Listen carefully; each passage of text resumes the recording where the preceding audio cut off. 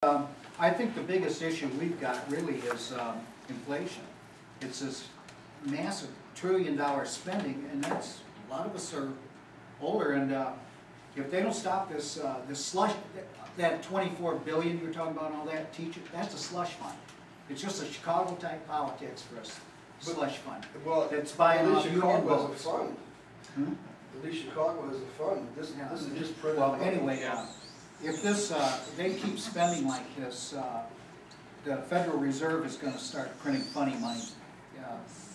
And my father-in-law had $1 million bill. He showed me just a joke one.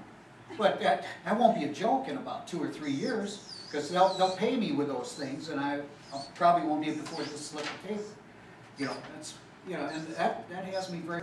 Take the healthcare bill. There should be a requirement that A, everyone has to read it before it's voted on, and B, when you try and read it online, it's referring subpart back to subpart 3, and you can't make any to another bill that's. Yeah, so it needs to be in plain English.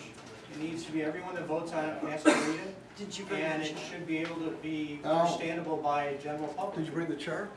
Congressman, did you read it? Did you read the whole thing? I read the House version. There was 1,200.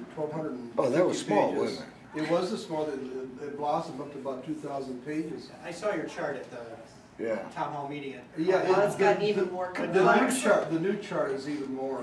It just seems like, you know, and part of that is that even the good parts of the bill, and there were some good parts of the bill, but take your keeping your daughter or son until age 26. Right. People are under the misconception that that's pretty much free, that your insurance company will automatically decide, or your company will automatically cover it. Guess what? They don't do that. Yeah. Not all of them. Some of them don't. And there's all these little things that are being written on the fly. It should be understandable. It should be readable by all, and everyone should have to read it before they vote on it. That gets back to what you Okay, said. that's it. Brian, put that in there because that goes to the.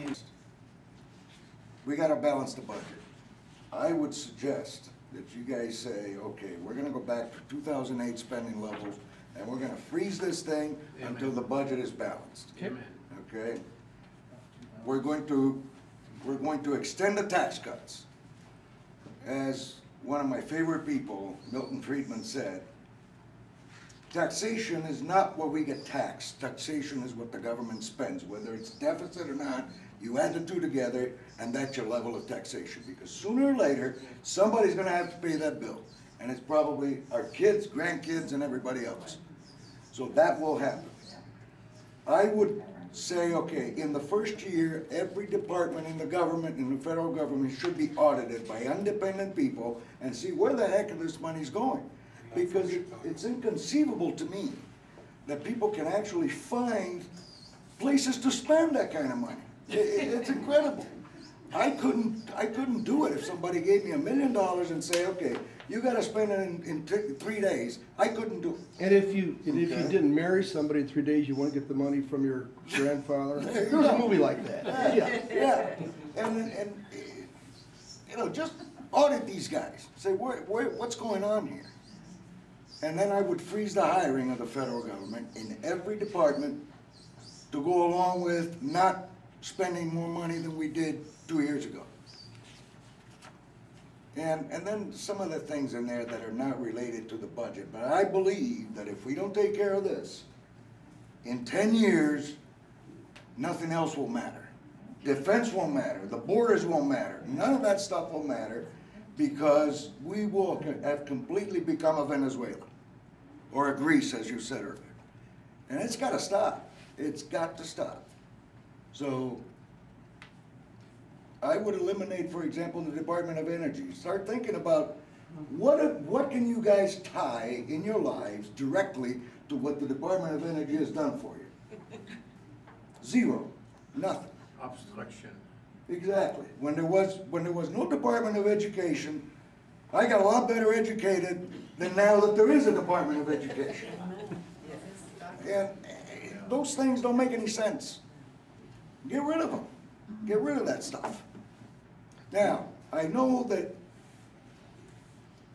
I can say these things and they're hard. You know, it's really simple. You know, when you tax every layer of production, you know, companies don't pay taxes, people pay taxes. Right. And that's what we all have to understand, and we have to share with people, because, you know, in terms of whether it's a small business or a large corporation, when they can't compete because these things are layered on top, when you're talking about carbon tax, you know, you've been an educator for 26 years, I've been in business for 37.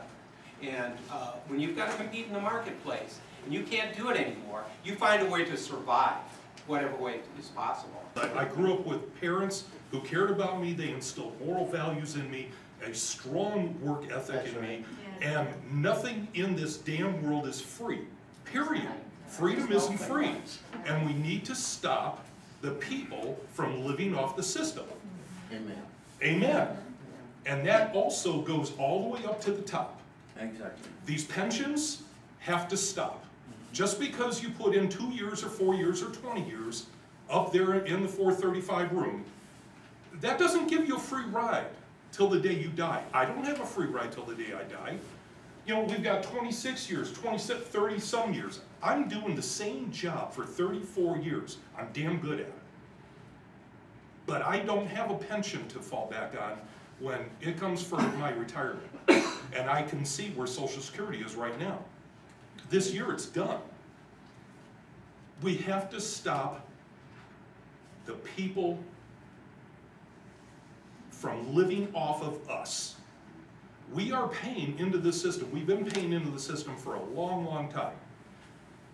Illegals need to be stopped. I don't have a problem with immigration. My forefathers came over here, they correctly immigrated, and they assimilated. And I'm the spawn of that. But I have a real problem where we have states in bankruptcy mode because of dealing with people living off the system, and citizens as well as non-citizens. It just has to stop. I also strongly believe that you should be welcome to a handout if you need it. Yes. None of us know when we are going to be without a job. Okay, it's called help. But it's not called a free ride for the rest of your life, and it's not called unemployment for 6 to 12 months. Okay, I'm sorry you can't find another position in management. Work 2 jobs, my dad did. Okay, we all did what was necessary, and some of us still continue to do what is necessary. It's called common sense. It's called the American way. It's called building your own dream. I believe that if you are on the government tab, if you're hat in hand and you're on the government tab, you shouldn't be allowed to vote. That's what I think. Also, the Department of Defense, don't they work for us? Shouldn't it be a treasonous act that they spend my tax dollars to procure DOD items out of country? That shouldn't even be a topic of discussion. I don't know why. When we came to America, I didn't come from a place which was oppressed. It was not a dictatorship. The war had been over, the Germans were out, and it was a democracy. But there was something wrong. I had to make a change. Fortunately, Came along. You came along. but when we came here, I could not read, I could not write, I could not count, I could not measure, I couldn't ask how to go to the bathroom In English. in English. And you know what? We didn't try to change America. No. We became Americans, we learned English, and I come from a country which has 3 official languages. Belgium is messed up. And there's such a division due to the language. Each one has a better word for something the same. And so on and so forth. In America, there's going to be one language. If the Spanish had been first, I would speak the same way. Everybody should speak Spanish. But this is America. As America, has been from the beginning, and it should be